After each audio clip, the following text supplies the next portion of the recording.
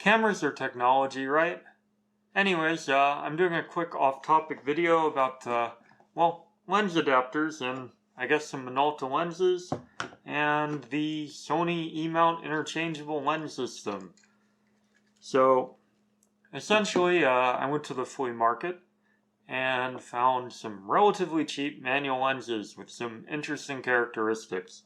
I think the most interesting, though, is the f1.4 lens, which has a cool feature of constantly being stuck at f1.4.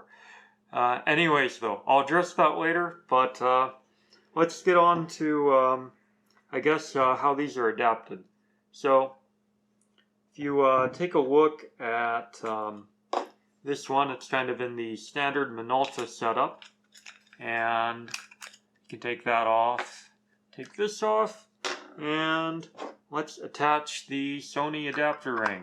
So it's a little bit hard to get on, but for a 3D printed piece of PETG, it works quite well.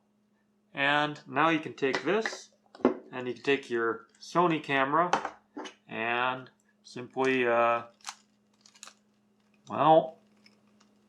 needs to be slightly aligned, but it'll snap in.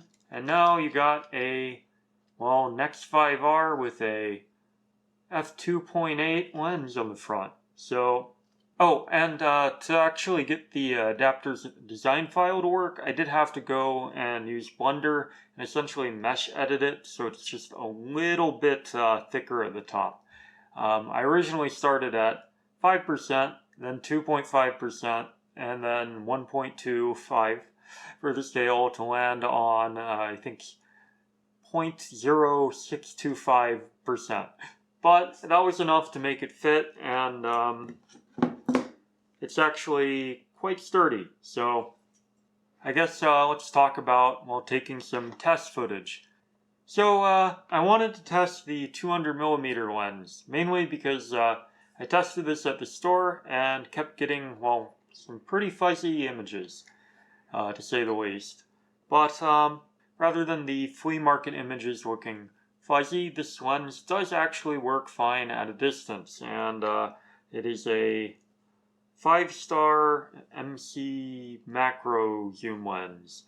So either way, I did test it around town, as well as the Rokkor X lenses. The results were pretty good from all of them at night. I had no issues with that. But when I got back, I did kind of have a problem with, noticing that the sensor on here is actually kind of dirty. So I wanted to get kind of a more fair comparison after cleaning the sensor the best I can.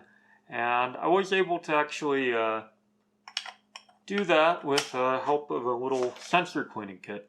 And these sensor cleaning kits come with instructions, and it might not be the cheapest way if you have to clean a lot of cameras, but it was cheap, and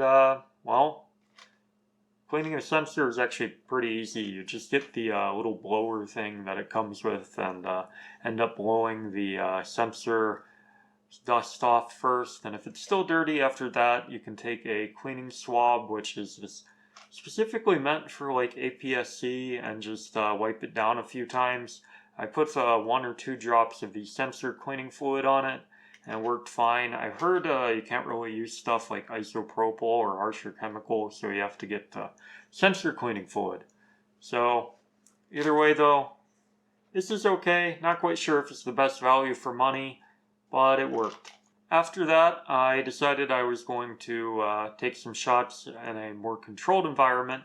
So I decided to, turn off all the lights I typically use when filming disassembly or other things like that. And after the room was pitch black, I decided to take this Ulanzi cold shoe light and just set it down on the normal desk I use for my computer videos, and it kind of created this interesting pattern, and I was able to get a nice photo out of that. So that brings us to, well, a problem I soon found out after, because I decided to go out and see what these lenses look like during the daytime. And I took a shot with the 35mm f2.8 Rokkor X, the 50mm f1.4 Rokkor X, and the 200mm, well, 5-star MC Auto lens. And 2 out of 3 came up pretty well. Main problem was the aperture control doesn't really do anything on the f1.4 lens, which is quite unfortunate, but I like taking things apart, so I do not have a lens spanner to take off the front, but I did confirm that it doesn't appear to be a spring problem within the lens. I just have to figure out some way to add some lubricant or clean the aperture blades on one of these. But that's a different, I guess, video / project. I was able to quickly disassemble the back, and after reassembly I did notice something. So if you notice, it's kind of wide open right now, and you can close it with this knob on the back while it's at 16. But you can't really do anything after you widen it to f1.4. It does not close again. So you set it back to 16 and push down on this lever, and then you have it closed. So essentially the spring for this does seem to be fine and does work, but the aperture blades themselves are kind of a little bit crusty, I guess is the conclusion. So I hope you enjoyed the off-topic video, and I had quite a bit of fun with these manual lenses, and I decided to end the video with actually switching to the, I guess, Rokkor X 2.8 35mm lens. And peace, and have a good one. Hopefully I'm in focus.